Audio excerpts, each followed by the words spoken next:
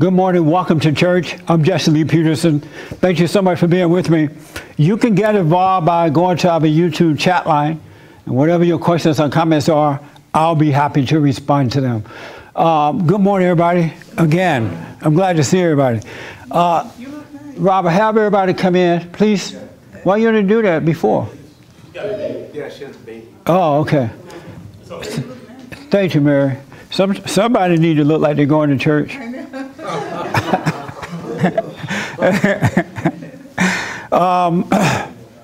It's been a very interesting week. First, we had the shooting in Las Vegas. Who don't know about that? Okay. So that happened, and something like 59 people dead. That include the killer. And then in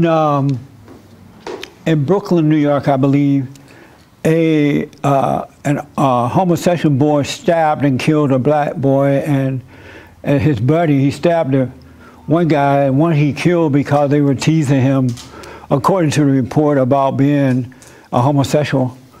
And the parents didn't like it, and they said the solution is you got to put up, you should put those little metal detectors up to catch the folks before they get into the school.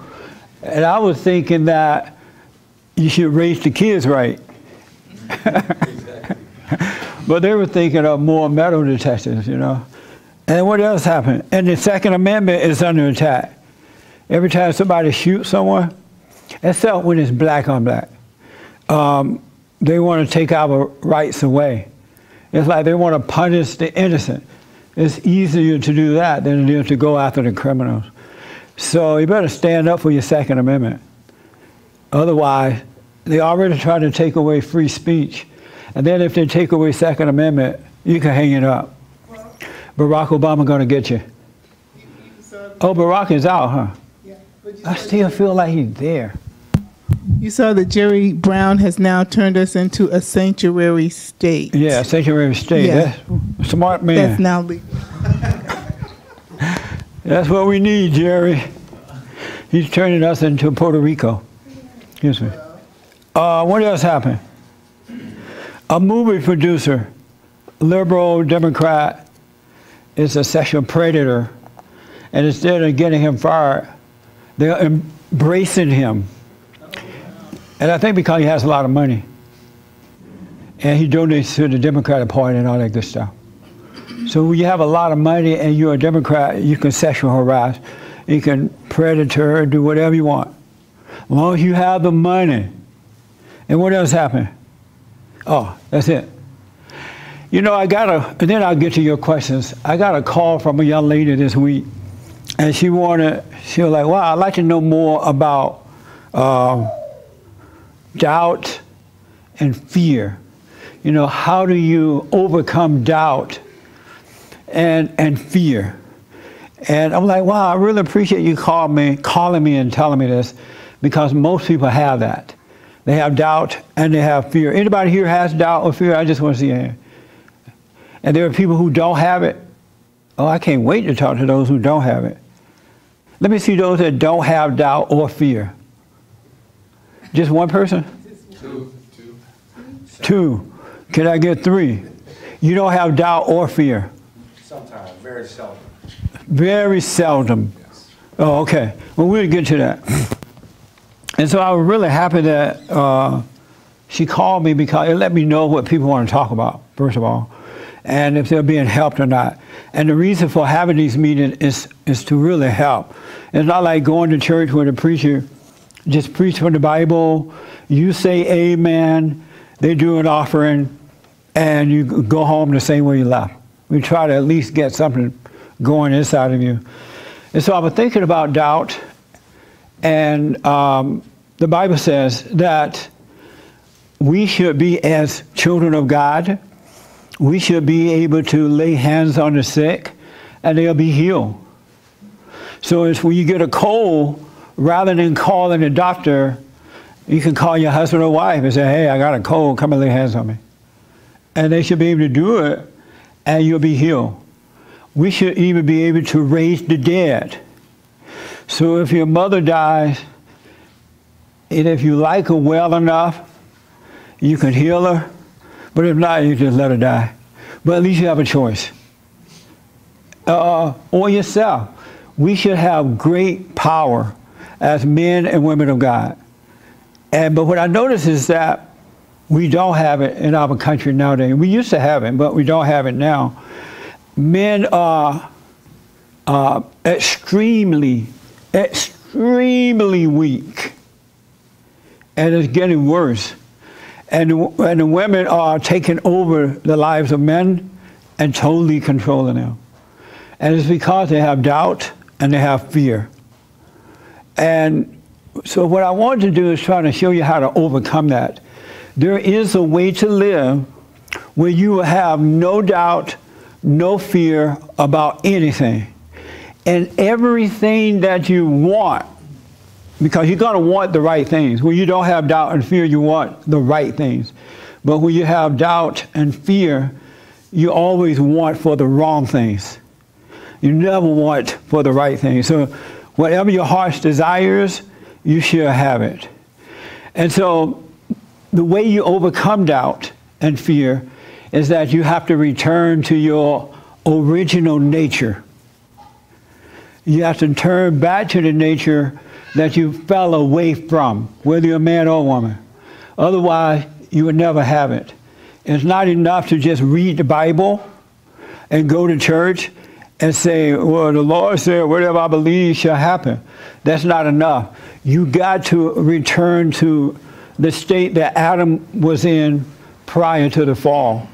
And prior to falling away from what is right, Adam had no doubt, he had no fear, he had no insecurities, he had no worries, and everything that he desired, he received it.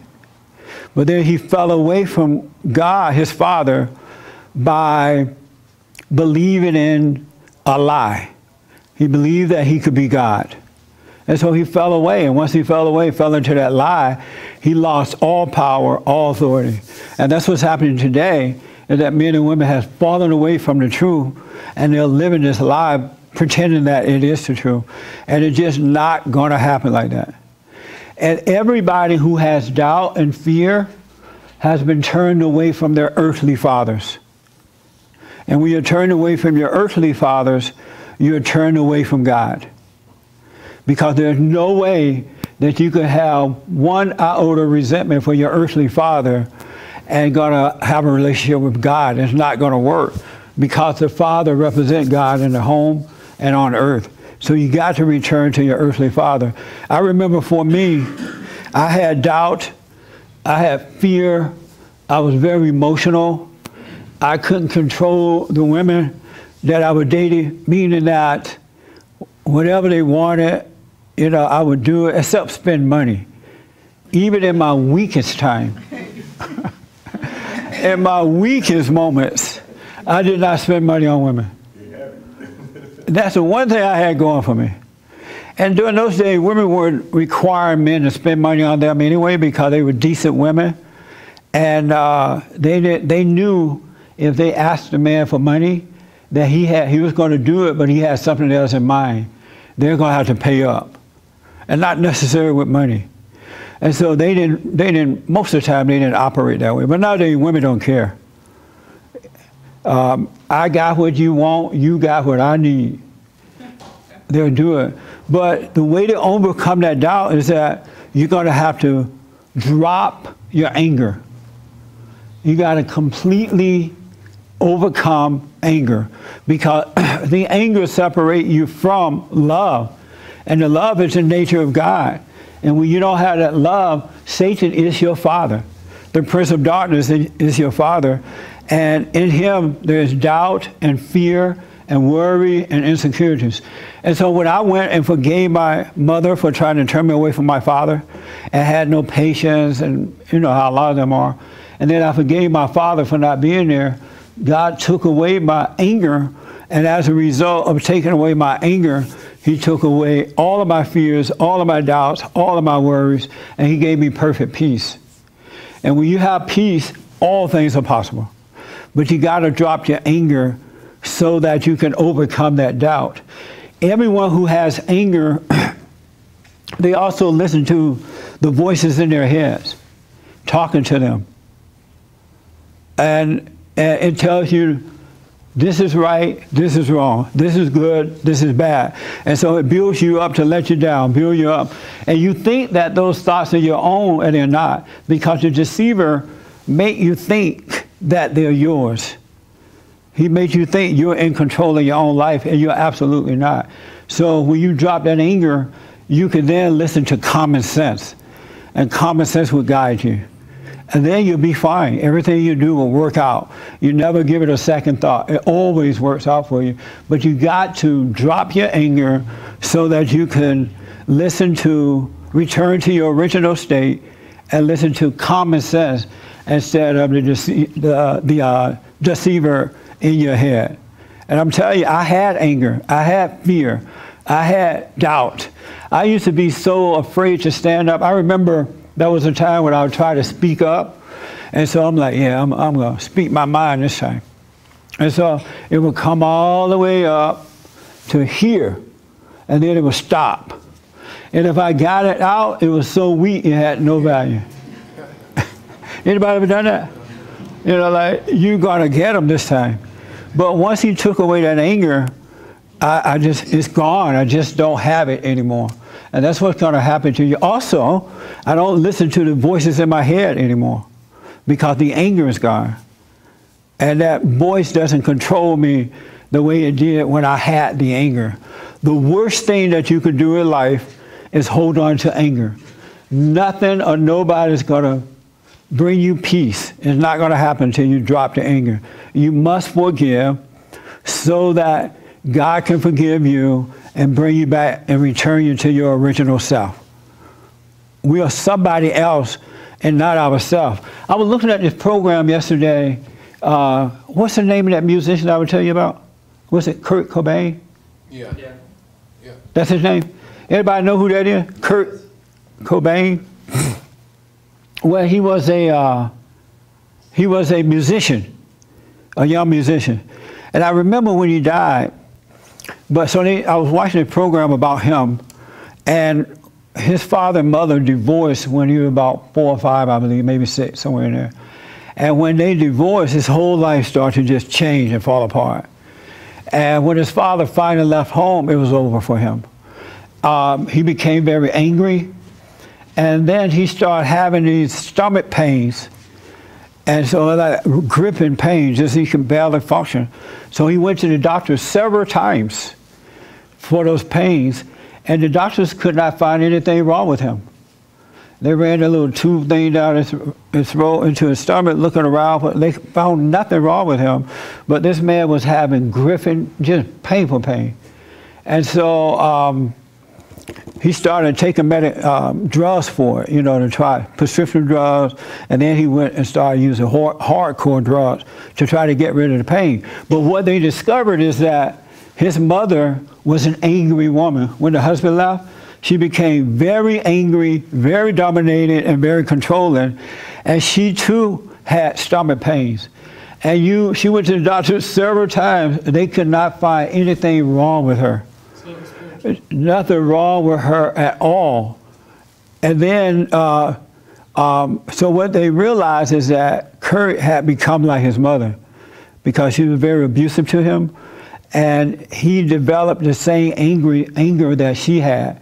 And he developed the same stomach pains that she had. And the doctors tried to convince her and him that it wasn't real, it's all in his mind due to the anger. But they could not convince either one of them of that. And the point is, you become like who you're angry at. And whenever you have anger, it affects your entire body, all the way down to the cells in your body, because anger is so evil. There is no love in anger. So if somebody yelling at you, and they say, oh, I'm just yelling at you because I love you. I know so many people do that. They don't love you, you better run. They don't love you, that's killing you. And so when you get rid of all that anger, then your life's going to come back together, and then you can have faith. And the doubt would disappear. And when doubt disappears, there's nothing left but faith. Now, here's what you can do until that time comes. All right? First, you need to pray, stay with the, be still and know God. But if you just practice, be aware not to listen to any thoughts that you get at all. Every thought you get is a lie. Every thought is a lie. There's no such thing as a true thought. The ones that tell you, wonderful things about yourself. Oh, you're so wonderful. You're so smart. It's no wonder you have a PhD. The world gonna love you is lying to you. And then the ones that tell you you're no good, you're pathetic, you're unattractive, whatever it tells you, that's a lie too. You have to let them all go. Then faith is there. When you doubt the lies, then you can believe. Nothing left but faith. But you got to doubt every thought that you get. You got to be aware of it. And to doubt it, just see it and let it go. Don't be a part of it. You could practice that even now and things are starting to change for you. Because without faith, you cannot please God. If you don't have faith, you can't please Him. But if you just doubt every thought, just whatever's telling you, let it go. And you'll be fine. You'll start to change. That makes sense a little bit? So every thought you get, just know is a lie. It's an absolute lie, no matter what. Isn't that something? Yes. And I know this because I come from that. And no one told me this. But you got to let them all go. Then you can have faith. Otherwise, you name it and claim it, and it's not going to happen. And then when it doesn't happen, you say, oh, I don't believe enough, or God doesn't love me, or whatever you come up with. Because your father, the deceiver, will always put something on your mind. So return to your original state of being by forgiving, and you'll be fine. You really will. Yes, sir. I find it hard to even try to, because I heard you say it many times, doubt the thoughts, but I find it hard to even doubt the thoughts because some of them sound so good. Sound so good? Yeah, some of them sound true. Yeah. So it's hard to really doubt all of them. Would the alternative, not alternative, but would a step before that be just not even having an opinion about it, period? Yes. And then before just doubting it, because I find that when you just try to doubt it and then it sounds really good, you don't even know. That's when you get confused. Like, okay, well, was that a good, was that truth, or was this? Well, you don't want to put any effort into doubting. You just want to be the observer of these different temptations that are coming to your mind and just let them go without an opinion about them. So just see them and don't even think. Don't give it any play at all. Just see them and let them go. That's all you need to do. And if once you develop an opinion, then you're in trouble because now you think that you're God and you're making a decision about something. We have never made a decision of our own. Since being on this earth, you have never made a decision. Anybody doubt me on that? Disagree with me on that? No? Yes. You disagree? You disagree? I can't hear you. Yes. Oh, good. That's good. Wait, did that answer your question? Yeah, so just don't even call it a lie. Right, don't call it anything. Right. It's like being a little child. Little children, before they're traumatized, they don't have opinions about things. They just see it, they know that's wrong, and they move on. And that's why they forgive their parents over and over until the parents really traumatize them and they start to become angry at the parents. That's when things start to switch, and now they become like their parents. So something true, say if something true is revealed to you in the correct way, do you still not have opinion about that either? Well, why would you need an opinion if it's already true? You can see that it's true. At some point, you don't know which one is true or what's the thought and what was revealed. Well, a thought is always words. You can hear words. It's talking to you. It's either pretending to be you or someone else. Like, For example, your show this morning, your radio show, you guys thought it was bad, but I thought it was so good, you know. But and so you came up with these excuses like, oh, I just wasn't feeling it. Because now that I tell you it's a bad show, nobody liked it, just say you were not feeling it. But it was a really good show. I see. But if you had just let all that pass, you'd have been fine.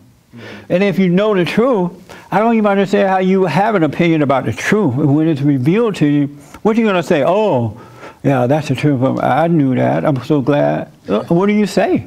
If it's clear, it's clear. That makes sense? Yeah. You only have opinions because you listen to the darkness of your imagination. Yeah, and trying to convince a person who's into their thoughts that what they believe about you or a situation or themselves is impossible. It's like trying to talk to a drunk person. You ever try to convince a drunk person? I remember I used to date a lot. And then my girl would get stuff in her mind. She just sitting there, had nothing better to do. And he said, the Satan said, where's Jesse? He's out somewhere with someone. And she grabbed it, I get home, and she's looking crazy. I'm like, what's wrong? What? Hey, honey, how you doing? Where you been? Oh, I just worked late. No, you didn't. Why do you call me? Well, I'm grown. And I didn't think a grown man needed to call. I thought you loved me. That's why I didn't call. And you cannot convince her that what she thinks is wrong. You can't prove it. So the best thing to do is leave it alone. Otherwise, the more you try to prove it, the worse she gets or he gets. Because men do this too. Once they're angry, you can't prove to them that they're wrong. Anybody ever tried that? It's the worst thing in the world. Don't ever try it. We had our men's meeting on Thursday, and some of the guys who have gone through divorces and stuff said one of the reasons that they ended up in a divorce, that they tried to please their wives. Because she was like, oh, you don't meet my emotional needs. You know, you're working, you're providing, you put a roof over our head, but I need you to meet my emotional needs. And they're like, what? And so they go and try to do that, and then they end up in a divorce because she's not happy with that either. Never try to meet the emotional need of anyone, because there's no such thing as getting that right. That's a fallen state that you're in. The best thing to do is to be honest with the person and let them just live it out. Hopefully they'll get over it. But you can't convince any emotional person. That's an angry person. And the more you try, the worse they're going to get. Because they're going to doubt. They can't see what they believe. They can't see that you're telling the truth. That makes sense? We got to get back on track. Yes, sir. What is it that you disagree with me with about? Making decision. Have you ever made a decision? By the time the mic came to me, I guess I was gonna say I don't see how I don't make decision. I make decision every day, but I do kind of realize that no, I don't make decision, and all I can do is I did change my mind by the time I got to me. You changed your mind already? Yeah. Oh man, I want a good fight. I was gonna say, I made a decision last night that I'm gonna come to church this morning. I woke up and I said, yeah, I'm gonna stick to my decision, and I came. So who was it that made the decision? Wasn't it me? You were influenced. You've never made a decision. And the same person that caused you to make that decision could have talked you out of it too. And so what do? We just sit around and hope we get lucky. We get we get influenced by the right. We get influenced by the right suggestions, or we get lucky and pick the right suggestion. That's a real good question, and everybody asks that because most people have been convinced that they make decisions. if you knew that you don't make decisions, but you were influenced either by good or evil, right or wrong, you wouldn't even be with the person you're with. Because when decisions are made in the right way, they work out perfectly, no matter what it is. Friendships, marriages, businesses, and ships. But when you think you are making the decision, you're always picking the wrong thing because you don't see that you're being influenced. And so, you want to answer that question? Yeah. Oh, okay. Esteban, let her have it. Well, what I want to say is in order to not decide, you have to be standing under the right light, okay? Like if you're under God's light, then what's coming to you is good, and if you're standing under the other side, well, can't come. The thing that's coming is not right. So have you made decisions? I have in the past, not good ones. So you believe in the past you made decisions? Well, no. I mean, the decisions were made for me, I suppose. But did you know at the time that they were made for you? Did you think you were making them? I was thinking I was, but then they always turned out wrong. Yeah, they always turn out wrong. So, and I'm happy to know that I don't make decisions. It's a burden trying to make decisions because you really don't know what to do, which way to go. yeah, You know, but if you allow them to be given to you in the right way and not here, they'll always turn out right. But if you think you're in control, they're going to always turn out wrong.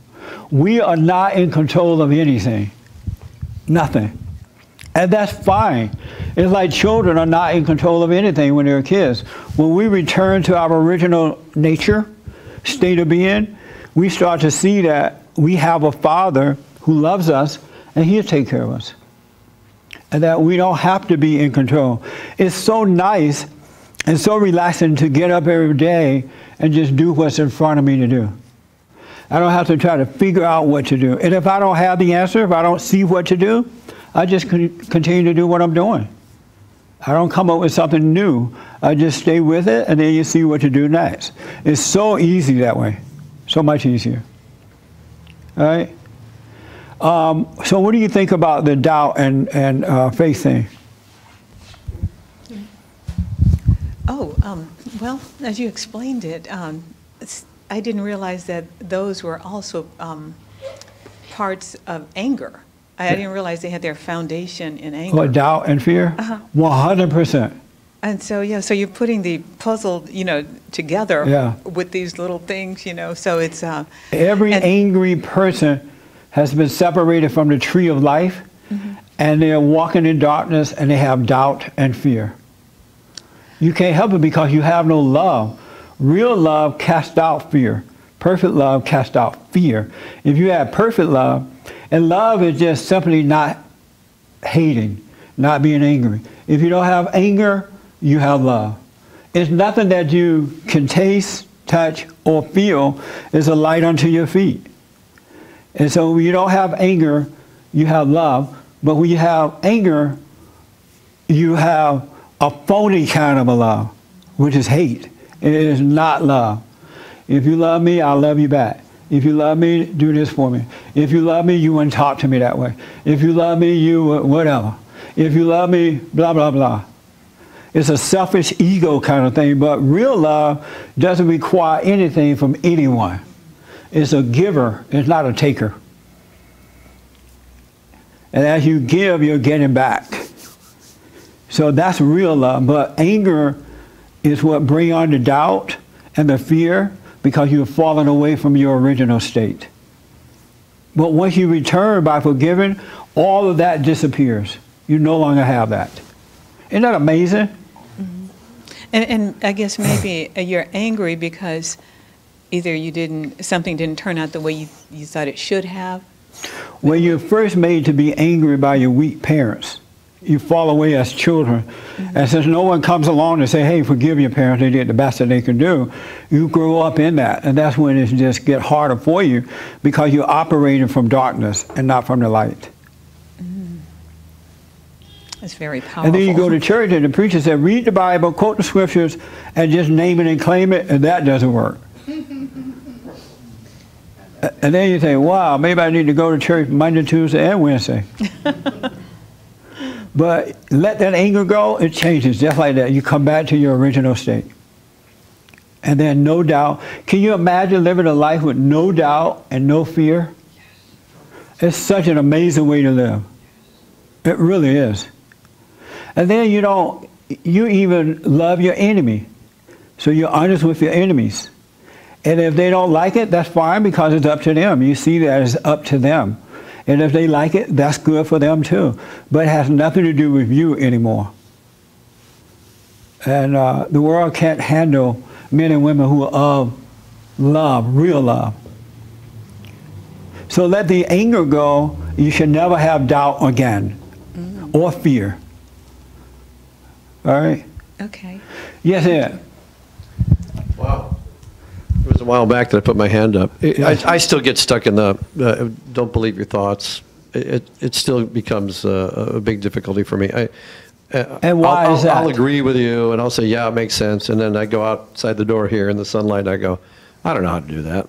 Yeah. You know, so I mean. And why is it so difficult to let go and just live? You have to become no, I'll tell you why. a living being. Yeah, you got to become a living being, but you got obligations, right? I mean, there's people that depend on me, or there's mortgages I got to pay. I mean, I got to do things that make that possible. And so, when the typical response comes back, when the response comes back and says, yeah, but all things will be added to you, I'm going, yeah, but I got to do something to get it added to me. I can't just not do something, right? It's not going to, all of a sudden I see the mortgage payment on the sidewalk on the way over to my car. Not making decisions make you think that you just do nothing. It causes you to think you don't go to work, you don't pay your bills, I'll tell you what don't it do does. what's in front of you. It's interesting. So some of the things you've been saying make a lot of sense. So I'll make a decision. You and I had agreed that I would be at a meeting. And I made a decision not to go out of pure, not of pure, but out of anger, out of fear, because there was an opportunity that came up. Right. And suddenly the secondary and tertiary results of that were incredible what happened. All kinds of bad things happened as a result of that. Yes. So I saw that firsthand, and I was watching it happen. I'm going, oh boy, here it is, just like Jesse said. And I made a decision to go to a different meeting. And it was really interesting. So I'll make those decisions, but you feel like you have to go do something. You feel like you've got to do something. Because I do. you're listening to the wrong father. I guess so, but You're I mean, influenced by the wrong source. it doesn't even, there's no words. It's that I feel strongly that I got to get something done. I mean, it's like, don't just sit there, go do something, boy. I mean. So Ed and I had set a meeting up like two or 3 weeks prior to the meeting. Yep. And he had already I committed. He already didn't keep his word before that. He's like, I'm so sorry, I'll be at the next one. I'm like, all right. So this next meeting, he didn't show up. Well, luckily I texted him and said, okay, we'll see you tomorrow at the meeting. He's like, oh, I'm in New York. I'm like, New York? What are you doing in New York? You gave me your word, right? And I'm sitting on a plane and I'm going, oh my God, I blew the meeting off. And then you were trying to make up all these excuses. Yeah, Finally, you said, no more excuses. I'm sorry. Yeah. And so right away, Sage started telling me, what a no good. Yeah, but you know what you texted me? You go, well, have a safe trip. Yeah. Because I know Ed, and I know how he is. And even if I didn't know him, I would wanted to treat the situation the same way. He just didn't do it. No big deal. And then we end up having a better meeting without him anyway. Gee, thanks. Because when I told them, well, the speaker is not coming, and we had the meeting anyway, they're like, oh, this was really good. So, but there's an example of me suddenly reacting to what the thoughts were telling me was a huge opportunity. Yeah. Instead, it was a fear that I would lose the opportunity. That's what it was. And the trip ended up having all kinds of negative consequences. Oh, good. Yeah, no, I know. I was seeing that happen. Suffer. But it wasn't so much that I disappointed Jesse. It's that I reacted to the wrong stimulus, the wrong input, the wrong influence. What made you not call and say, hey, I need to reschedule again or something? I completely, totally forgot I had to do that. Oh. it just, you know, it just all of a sudden this thing came up, and I go, I got to grab it. The one thing I like about being free of anger, not only do you not have the doubt and fear, when situations happen, they don't move you anymore. You don't feel like it's the end of the world. You can see your way out. It's really not a big deal. Whereas if you had that anger, it's a big deal. If I had that anger, Ed wouldn't be here today. I wouldn't let him in. We would be friends no more after 27 years. But because I understand it was no big deal, everything worked out fine. Plus, it allowed me to see what I was doing. Yeah, that's right. And I could see, it's like, okay, it set up so many things one after the other. It was so interesting. It's such a sweet way of living.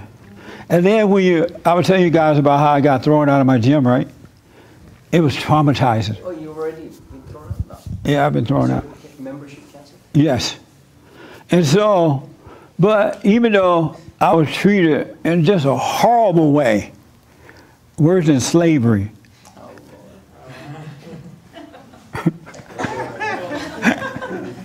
I grew up under Jim Crow, and Jim didn't treat me that way. But because it was so amazing, too, I didn't even realize what was happening to me. It almost seemed unreal. It was so crazy. But because I don't have that hatred in my heart, it feels like it's out here happening, and it's just amazing. It really is. That's why you gotta let so you can overcome the world and not be affected by the world. Situations are happening to make us stronger in life, better men and women, to open our eyes, to grow. That's why we have situations in life. But if you have that anger, it destroys you, it makes you weaker. But let the anger go, because life is always gonna be a situation, no matter what happens. And we need those situations so we can become better human beings. But you gotta let the anger go. Does this make sense about the anger? Yeah. Let it have a mic for me. No mic? Oh, this your first time here? Oh, she's like. So just bow your head once. Do you have anger? Oh yeah.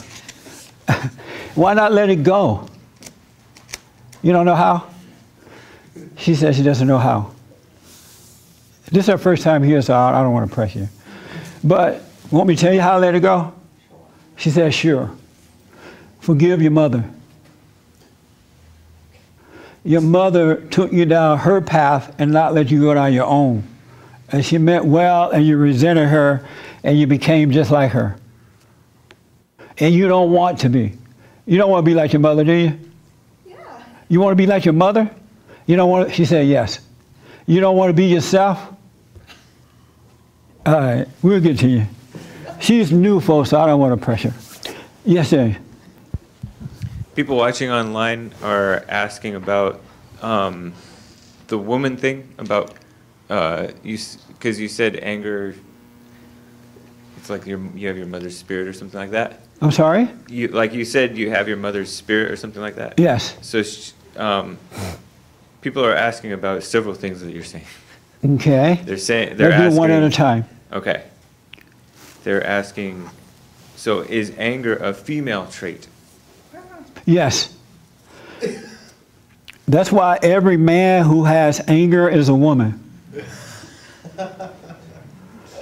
Every man. And guys, you can check it out there in the world. Watch yourself and see, aren't you acting like a woman when you have anger? You're overreacting, you're upset, you have fear, you have doubt, you're blaming, you can't handle the situation. It is unnatural for a man to have anger. It is not his normal state or natural state of being. And so he loses that identity and become like the person he's angry at. And that's why in marriages, things, most of the time they don't work out anymore, because you have two women fighting one another. Yep.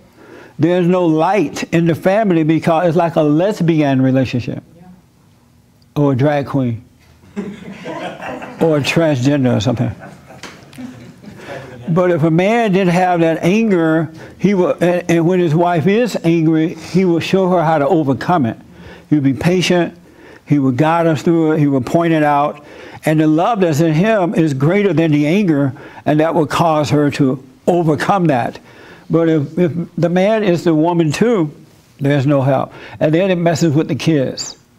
It destroys the kids as well. So yes, that's why you have to forgive, so that you can return to your natural state of being. Even for women, they have to forgive too, so that they can return to their natural state of being. It's not normal for women to be angry. That's not their spirit.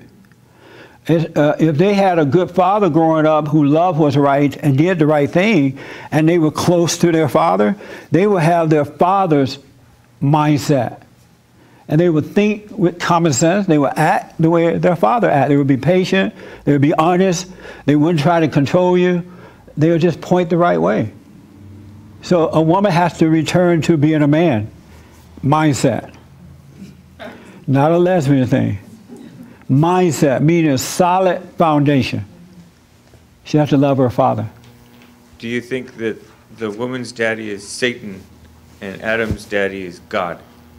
Do I think that the woman's God is Satan? No, daddy. Do I think that the woman's God is, the woman's daddy is Satan? Yeah. And the man's... Adam's daddy is God. Well, here's what happened. Very good question. At one time in life, Adam's father was God. And he had no other God before him. That was his father. And so God decided, you know what, Adam, you need a woman. I'm tired of creating children from the earth with my hand. So I'm going to create a woman for you. And so he put Adam to sleep, and from the body of Adam came the woman. So man was created in the image of God, and the woman is created in the image of man, which is all work together because there's that spiritual order of God in Christ, Christ in man, man over woman, and woman over children. It all works together for the good. It's not about one is better than the other one. It's not about the stuff that the feminist women are trying to make it out to be. It is the order of God. And so along came woman. And then so they're having fun in the garden, eating free fruits and apples and things like that, no charge. They had no meat. And so the deceiver came along. And God said to Adam, don't eat from this tree. Obey your father, all right? Stay with me, Adam. So the deceiver came along, and he said to the woman, you know, Adam is trying to control you. He is a, what's that word they use when they say you hate women? Misogynist. Misogynist. Don't let Adam control you like this. He's always listening to his father. His father controlled him. Don't listen to him. And Eve said, no, I'm not. No, I love my husband. My husband is a good man. I'm going to listen to my husband. And so he went away for a minute. He came back and said, all right, you could be just like Adam. You could be your own man. And she's like, oh, that's cool. And then she believed him, believed into that lie, and she fell away from her husband. And he made a home inside of her with that lie. And so he became her father. And then Adam believed the woman because she went and told him, you know what? You don't have to listen to your father anymore. Have you, like anybody, like sometimes when you are little kids and your father tells you not to do something and he goes off to work and then you ask your mother, can I have some apple pie? She said, well, your father said you can't have it. Come on, Mom, let me have the pie, please. She's like, all right, don't tell your father. In that very moment, she turned him away from his father, him or her, away from the father. And that's what Eve did to Adam. He believed her, and now the woman is the man's God. And that's what the problem is. But it's been changed. It's been done over. It's been renewed. When Christ came, he put everything back to order We just, in our prideful nature, have to accept it so we can return to order. And don't let the children of the lies say that, oh, this guy's a, what's that word again? Yeah. Don't believe into any of that. They are lying to you. When the family life is in order, life is good for everybody. It really is.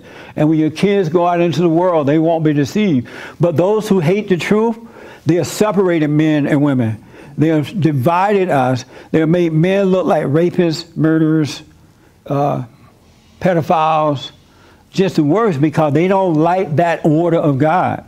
And that's what I remember when the black community, when I was growing up, they got married, they had children, they worked hard, they didn't blame the white man, they weren't talking about racism, because racism didn't exist. It doesn't exist. And they weren't saying that. They were saying, treat people the way you would like to be treated. And then the civil rights movement started, and under the heading of the civil rights movement, along with Lyndon B. Johnson, they removed the father from the home. The government became the daddy. The false leaders became the head, and it's just been downhill ever since. To a point that black men and black women hate each other so much that I think it's going to take God to come down and change it. Because they were divided. They were taken apart. They were broken up. They broke the order of God. And we got to bring it back. It's not about color. No such thing as racism. It's about right versus wrong, good versus evil. And if you don't return to that in your private, personal life, you're not going to be happy. You're never going to have peace. And let the children of the lie say what they want. We got to fight them back with truth. All right? Yep. Anyway. Yes, ma'am. Okay, as you were talking, you know, shortly after you, you asked me the first question. Yeah, a little louder. Okay. Shortly after you asked me the first question, I gave the answer, and I was just sitting here. I felt something within me just open up and just start pouring out, and you know, and I became very relaxed, and it was just supernatural, I guess. Yeah. But I just want to say that it worked very quickly when I began to see, That's when I right. connected with what you were saying. Yeah. I at one time was an unhappy person. But I grew up pretty, you know, on the plantation, decent life. But because of the anger, I was an unhappy person. But once he took that anger from me, I have the best life. Really. I just live my life every day. I don't take anything personal. I don't care what you think. And I don't think negatively about others. I'm honest and fair. And it's just unfolding. And that's the way it should be. You gotta let go of this anger so your ego can die, and then you can return to your original self, and you can live life. Yes, Jalon. What is in the image of mean? Yeah. What does in the image of mean? I gave this example last week. So here's God. God decided that he wanted to make man, all right? So he went out in the yard, in the garden somewhere, found some red clay, and he formed this man. He made this man. And then he put an afro on him. He was black? No. He was blonde and blue-eyed. Nice beard. And so this man's standing there with no life. Just a man of clay. That's all he is. No life at all, just an empty shell. And so God went and he blew into him the breath of life. And the breath of life was his nature, God's nature. He took a little bit of his nature and blew it into that man, and he became a living being. And that's what we're supposed to be growing from and maturing in, but because of that anger, it separates you from that nature and give you a false nature, and people are living in that. No, I mean, you said women are created in the image of men. I was just wondering, when people say that, what do they mean by in the image of? Look like. They have that same spirit, the same nature. So it's like a spin-off, if you will. Yes. Can you see that women look like men? Oh, I hope not. But I mean, those aren't the hot ones. But All right, take the mic away. Those are not the hot ones. the ones that look like men. I don't mean that way, man. But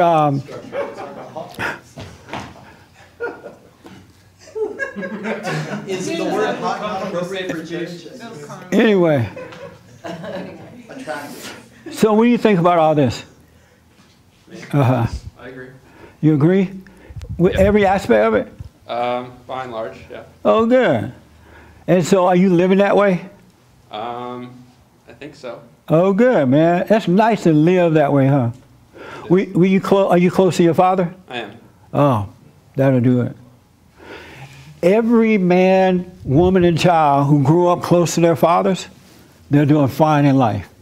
They really are. They're dealing with things. Sometimes they might overreact a little bit, but they are doing fine. And everyone that did not grow up close to their father are catching hell. Because they're worldly. They're looking to the world, people, places, and things to bring them peace, and it's not going to happen. The only way my life changed is I had to return to my earthly father, which allowed me to return to God. Through him, I went back to the Father. And that's what's got to happen. All right? Yes, sir. Last question. Well, Or comment. I'm not sure which one to ask because one person is asking about making decisions. Right. That one. Ask that one. All right. He wanted to know if you don't decide, then how are you held responsible at the end? If you don't decide how you For held... example, if you don't decide whether to sin or not sin, as an example, because you said we don't make decisions. No one decides to sin. Why would you incarcerate a person if it wasn't his decision to incarcerate? Why would you incarcerate a person if it wasn't his decision? Oh, that's a good question, man. But hold on. Hold on, you're not on the mic. Restate that. If you don't decide, if you're not the one deciding for what you do, Right. How are you held responsible for what you do? You're not responsible. But then why do you go to hell? Why do you go to hell? Because you're influenced by your father. And he's bringing you with him.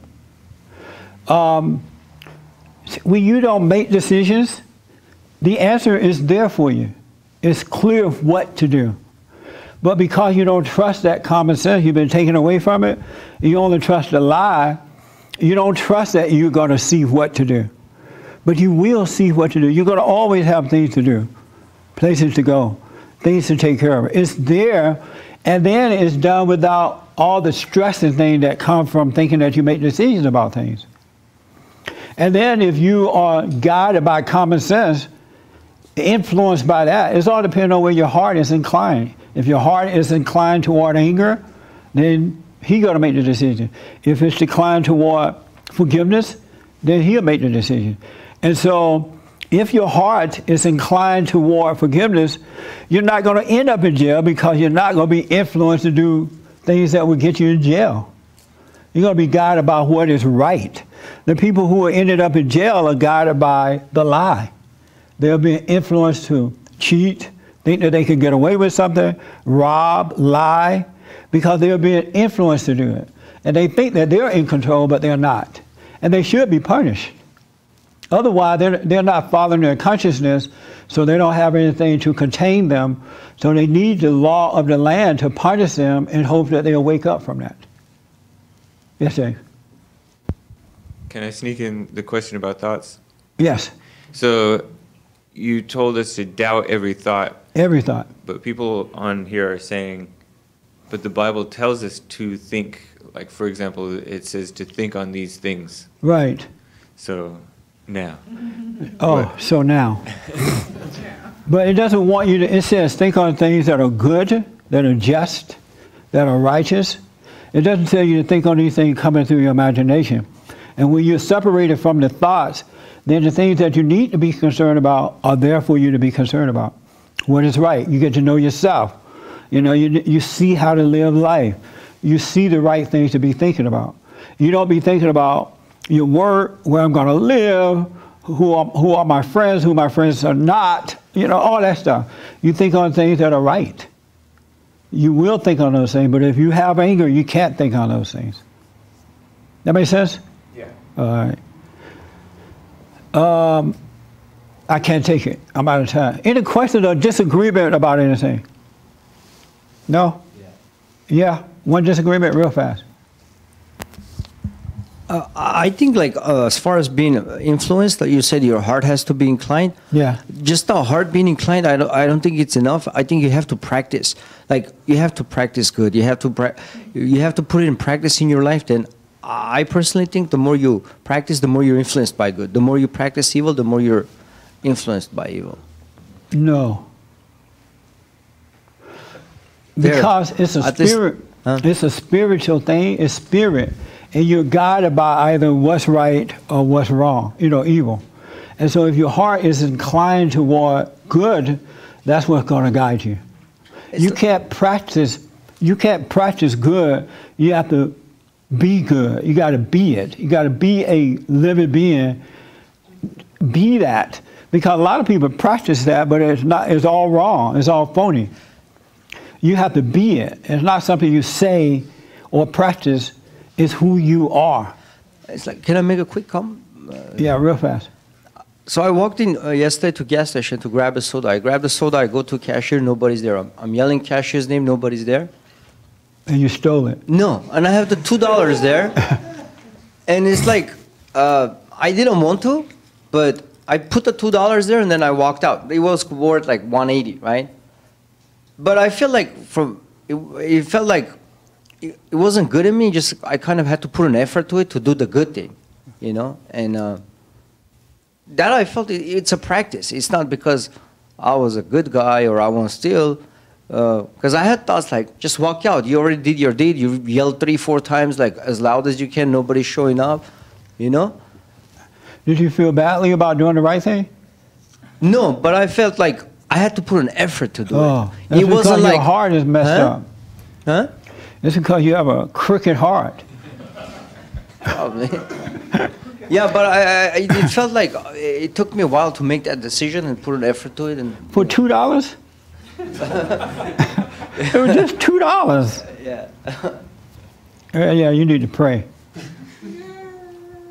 All right, last word. Yes, sir. It was based on what he was saying, like how you have to practice being good or bad. Right. You don't have to practice lying in order to lie. That's right. You don't have to practice being a thief in order to go steal. What you're practicing is you're practicing what you preach. You're preaching and practicing what you do and who you are on your own automatically. Like the effort that it took to give you to put those $2 down is the same effort it would take to lie and walk out. And then you're taking more effort because now you're worried, oh, am I going to be in trouble? Is something bad going to happen? Like, did you go back and get the $2? It's still laying there. You can go get it. You got time. You got to become this, folks. It's not something that you can practice. It's not, because practicing it is not making you that. You have to return to your original nature. You got to return to love. Not the emotional love, the love that guides you in the right way to go. All right? And you do that by letting go of the anger.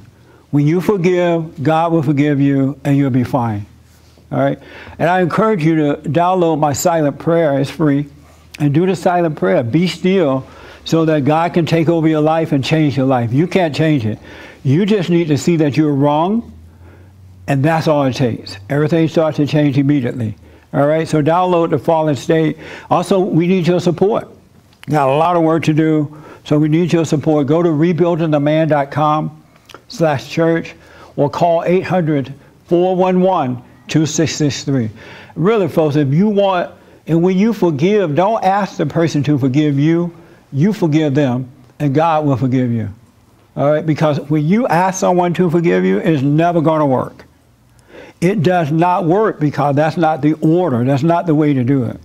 The problem is you're the one who are angry at the person, and you've been separated from the tree of life because you're playing God. So once you forgive, you'll be fine. All right? And thank you for tuning in. Don't forget the radio show. We're on Newsmax TV now. Over 40 million homes, Monday through Friday. And so it's happening. And thank you all for coming as well. I appreciate it.